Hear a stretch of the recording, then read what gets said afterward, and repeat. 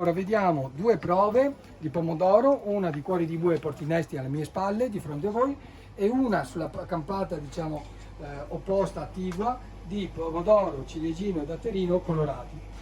Qui ovviamente sempre piante in estate, sono su Optifort, se non ricordo male, adesso vi dico subito. Sì, siamo su Optifort della Seminis, un portinesto equilibrato di media vigoria. Il trapianto è stato eseguito il 5 di aprile.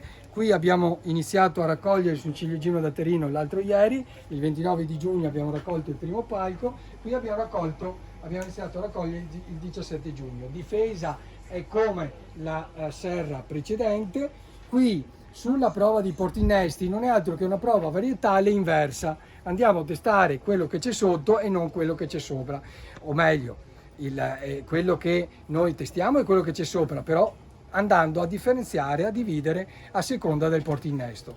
La Rosamunda della ditta Easy è un cuore di bue tipologia albenga rosa, quindi colorazione raccolta invaiata, ma che va diciamo, a diventare su tutto il frutto colore rosaceo, abbastanza pieno, ed è in confronto testiamo il franco di piede, cioè semina diretta, in vivaio ovviamente, con tutti i vari portinnesti che sono diversi.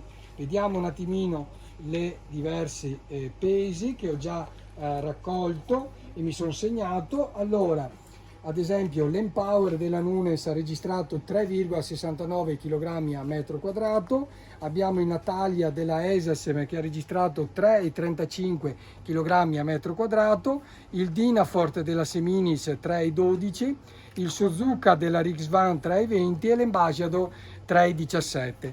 Però qualcuno di voi dovrebbe dirmi, è quello a pianta diretta?